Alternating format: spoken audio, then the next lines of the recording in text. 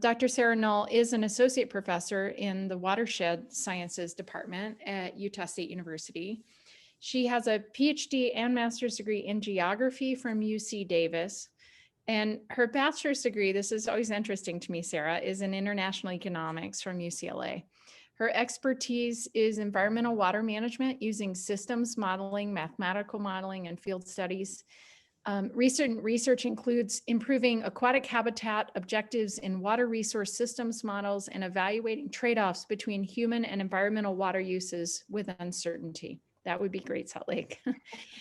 Sarah has long loved saline lakes. She pursued graduate school after working many summers as a naturalist at Mono Lake in California.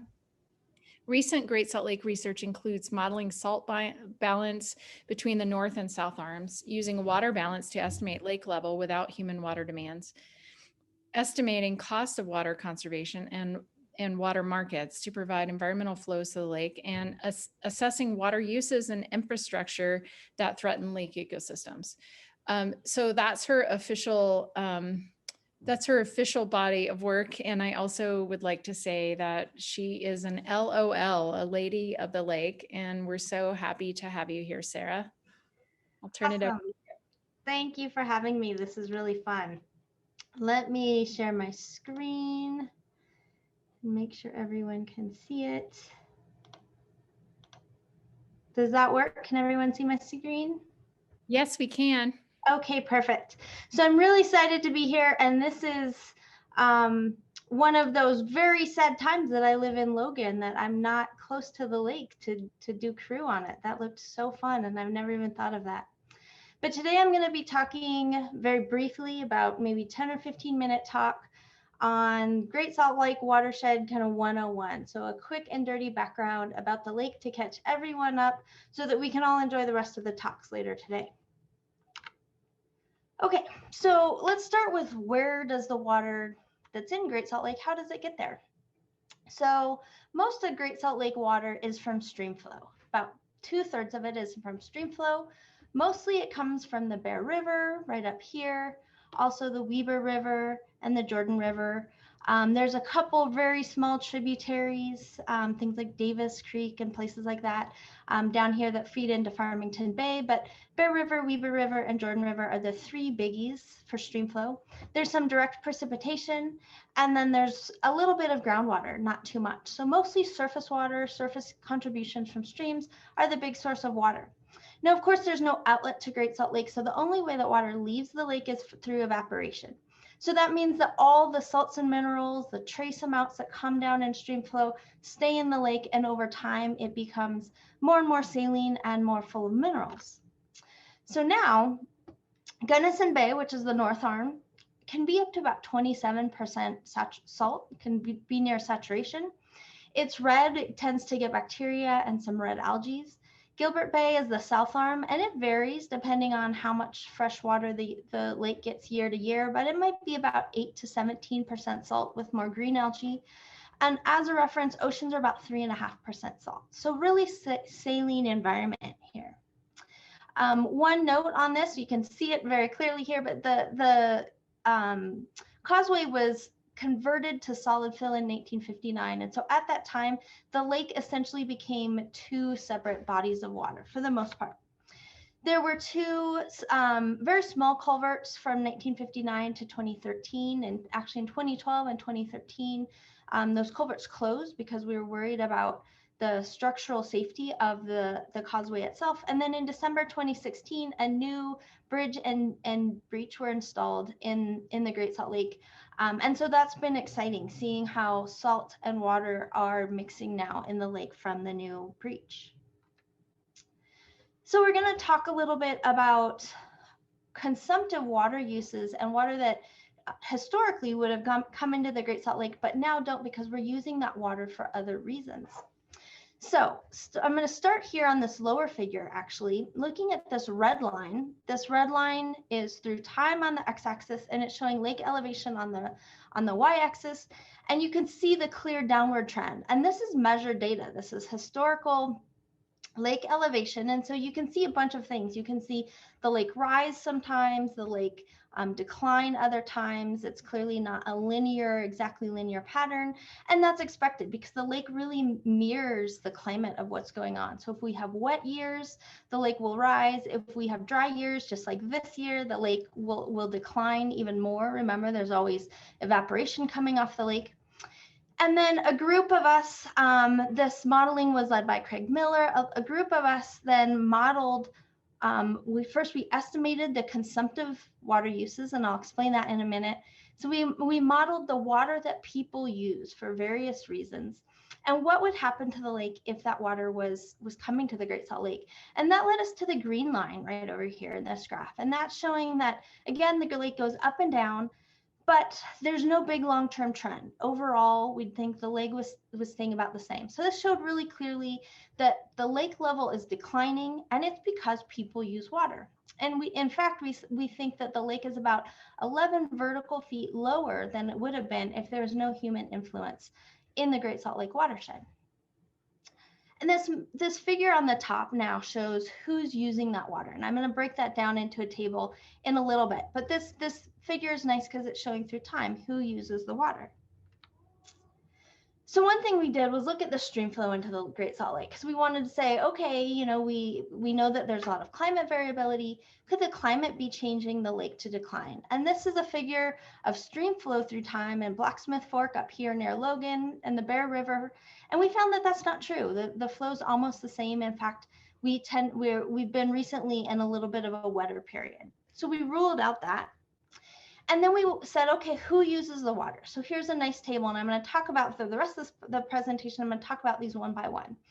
So agriculture is the big one. It uses about 63% of the consumptive water uses. Mineral exports, so the evaporation ponds use about 13%. Cities, people, industry use about 11%. And impounded wetlands use about 10%. And then there's some reservoir evaporation. And so altogether, the lake has declined about 11 vertical feet. Okay, so now let's start with agriculture. So we think this is about 63 of the consumptive water uses. And now I'm going to really explain this term. So that's consumptive water uses is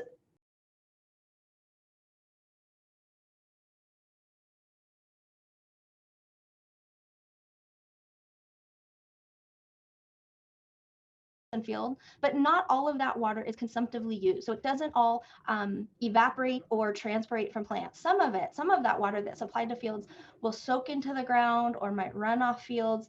And all of that water goes somewhere. It doesn't disappear. And in this case, for the most part, it makes it back to streams and back to the Great Salt Lake. So even though lots of water is applied to fields, not all of that water is used right on fields. But still, agriculture is really the biggie of consumptive water uses. Next big one is the evaporation ponds. And this is, I have a aerial photo here on the left, and then the picture on the right, I took in August 2016. So the lake was almost at its lowest point. And you can see around, this is looking north, this photo from the causeway, and you can see the evaporation ponds out in the distance. The lake itself was dry around them. So the evaporation ponds are used for mineral extraction. So water is moved into these evaporation ponds. It depends which particular minerals are being extracted. You can extract minerals at different rates, but for example, magnesium is a really economically important mineral that's extracted from the Great Salt Lake. This is the largest mining of magnesium in North America, so it's important to our magnesium supply. Other minerals are as well, but this is a big source of water that is used in the Great Salt Lake. And then that brings us to urban and industrial uses. That uses about 11% of the consumptive water uses that now don't reach Great Salt Lake. And let's start on this figure on the right. This is showing a couple of things. So the colors are showing how much water states use. And as we get to darker colors, states use more and more water. So this is getting, Utah here is blue, so using 150 to 200 gallons per day per person. And then the numbers there are population change. This figure is from 2010, but it's supposed to be till 2030. So this is showing that we really expect a lot of population increase in Utah. And primarily we expect that to be along the Wasatch Front. So in those watersheds that feed to the Great Salt Lake. And then here on the left, I have another figure showing Utah water use as compared to other semi-arid and Mediterranean type climates. And so you can see Utah really dwarfs other water uses. So this is important because this is an important source of potential water for Great Salt Lake as we think through water conservation. And here in Utah, we have water conservancy districts that manage water for communities. We have lots of them in Utah. I've only put a few of them here, like Jordan Valley Water Conservancy District, the Weber Basin Water Conservancy District. We have the Cache Water District. So they manage water for the future. And like I said, one of the main priorities of all these water districts is to focus on conservation, in part to maintain water reliability into the future for future populations and for places like Great Salt Lake. We've, of course, had a lot of water development in Utah. This figure on the left is showing reservoir capacity only in the Bear, Weber, and Jordan watersheds over the last century. So you can see, of course, we've built many dams to maintain water supply to people and agriculture.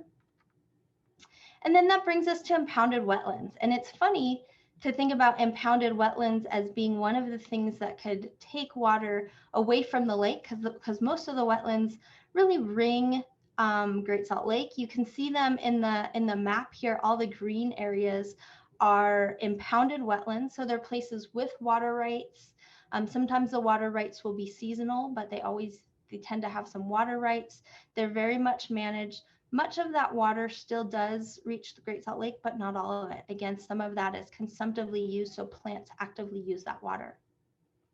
They're important habitats to maintain around the Great Salt Lake, especially for ducks and shorebirds and those types of populations. And here's a group of graduate students on the left that we brought out. We were at the Bear River Migratory Bird Refuge, checking out some of these impounded wetlands. And then I'm going to end this talk. So that was my very quick and dirty, but I know it's on recreation. And so here's a different kind of recreation. This is a bunch of students out at the Great Salt Lake, checking it out, seeing it, and hopefully getting really excited about Great Salt Lake. And with that, there's my contact information and me standing in the North Arm.